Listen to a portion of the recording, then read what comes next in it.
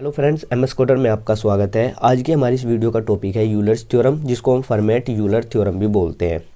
Last की video में हमने देखा था कि टोसेंट फंक्शन क्या होता है, किस तरह से हम किसी भी टोसेंट फंक्शन को फाइंड आउट करते हैं। अगर आपने उस वीडियो को नहीं देखा है तो पहले आप उसको देख लीजिए, क्योंकि यूलर्स थ्योरम के अंदर कहीं ना कहीं टोसेंट फंक्शन का ही यूज किया गया है। तो पहले हम इसकी डेफिनेशन को पढ़ते हैं और फिर हम जानते हैं कि यूलर्स थ्योरम किस तरह से वर्क करता है। Euler's theorem deals with co-prime concept, means if two numbers x and n are co-prime positive integer। मतलब ये जो यूलर्स थ्योरम होता है ये को-प्राइम के कॉन्सेप्ट पर ही वर्क करता है, कॉन्सेप्ट को-प्राइम के कॉन्सेप्ट को फॉलो करता है। अब ये को-प्राइम क्या होता है, इसको जानने के लिए, इसको समझने के लिए आपको लास्ट वीडियो जिसमें हमने टोसेंट फंक्शन को डिस्कस किया था उसको देखना होगा।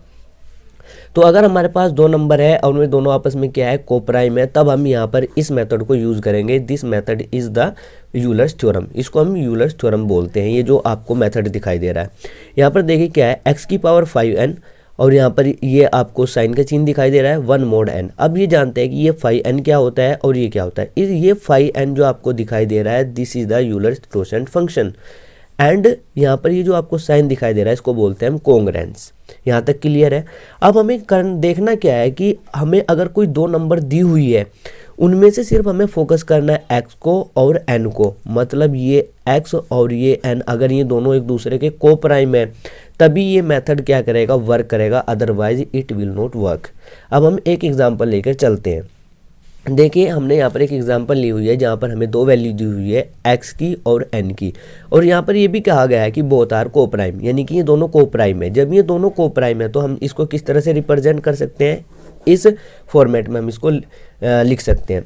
तो जब हम इस फॉर्मेट में लिखेंगे तो x की जगह पर कितना आ जाएगा, 11 आ जाएगा, बिकॉज x की वैल्यू कितनी है, 11 है, तो यहाँ पर 11 आ गया। और 5 एज इट इज़ रहेगा और n की जगह पर कितना आ जाएगा, यहाँ से 10 आ जाएगा, तो यहाँ पर 10 आ गया। ये एज इट इज़ रहेगा, साइन का निशान 1 mod और n की वैल्यू पर आ जाएगा 10। यहाँ तक क्लियर है। अब हमें क्या करना है, देखिए नेक्स्ट स्टेप में हमने क्या किया है, 11 की पावर 4 एंड ये एज इट इज़ रहेगा 1 mod 10। लेकिन ये 4 कैसे आया, यहाँ पर तो 10 था। तो अब हम जानते हैं कि इसको हमने यहाँ पर 4 क्यों लिखा और इसको लिखने की ज़रूरत क्या आन पड़ी। तो लास्ट वीडियो में जिसमें हमने टोसेंट फंक्शन को फाइंड आउट करना सीखा था कि टोसेंट फंक्शन को हम कैसे फाइंड आउट करते हैं, उसमें हमने एक पॉइंट देखा था कि अगर टोसेंट फंक्शन की वैल्यू यानी कि n की वैल्यू ऐसी हमें मिल जाए जिसको हम मल्टीप्लिकेशन के फॉर्म में लिख सकते हो तो उसको हम इस तरह से लिखेंगे। मतलब हम 10 को क्या लिख सकते हैं, 2 × 5 लिख सकते हैं। और यहाँ पर 2 और 5 क्या है, बोथ आर प्राइम। ये दोनों क्या है, प्राइम नंबर है। और प्राइम नंबर क्या होता है, प्राइम नंबर ऐसा नंबर जो या तो खुद से डिवाइड हो सके या 1 से डिवाइड किया जा सके। तो 2 भी मतलब या तो 1 से डिवाइड हो सकता है या खुद से डिवाइड हो सकता है। इसी तरह जो यहाँ पर 5 है ये भी खुद से डिवाइड हो सकता है या फिर 1 से डिवाइड किया जा सकता है।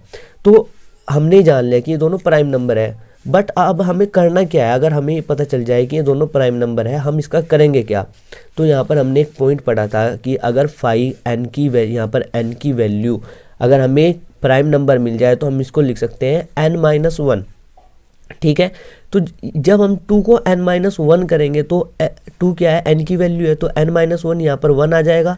5 को जब हम n-1 करेंगे तो यहाँ पर 4 आ जाएगा और 4 इंटू मल्टीप्लाई विल बी 4। यहाँ पर 4 आएगा और इस 4 को वी कैन पुट हियर, यहाँ पर हम पुट कर सकते हैं बिकॉज हमने इसकी वैल्यू फाइंड आउट की। 5 ऑफ 10 की वैल्यू हमें कितनी मिली है, 4 मिली है, तो 4 को हमने यहाँ पर पुट अप कर दिया। जब हम इसको सोल्व करेंगे तो इसकी वैल्यू क्या होगी, 14 6 41।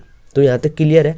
अब जब हम इसका 14 6 41 का mod 10 फाइंड आउट करेंगे तो रिमाइंडर यहाँ से क्या मिलेगा, 1 मिलेगा। दैट्स इट, इसका फंडा यहाँ तक ही था। अब हम एक पॉइंट और देखते हैं जो बिल्कुल सेम इसी के है लेकिन इसमें थोड़ा सा चेंजिंग है। वो चेंजिंग है उसको भी हम अभी जानते हैं। देखिए यहाँ पर क्या है, x की power 5n is equal to 1 mod 10। ये बिल्कुल आपको एज इट इज़ इसके जैसा लग रहा होगा, लेकिन यहाँ पर एक चेंजिंग क्या है, यहाँ पर आपको ये a दिखाई दे रहा है। यहाँ पर a क्या है, a is nothing but it is the collection of positive integers. मतलब ये पॉजिटिव इंटीजर है, जैसे 1 2 3 कुछ भी हो सकता है यहाँ पर।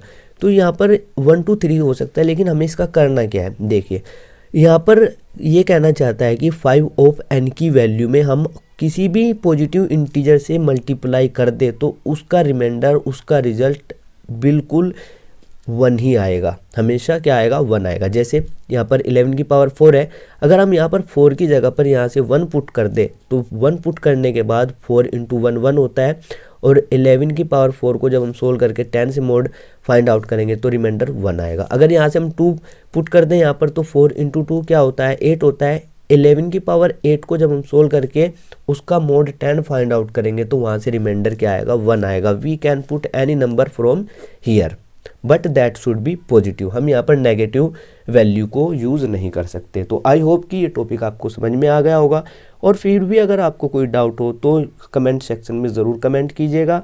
अगर आप इस चैनल पर नहीं हैं तो प्लीज़ इस चैनल को ज़रूर सब्सक्राइब कीजिएगा। Thanks for watching.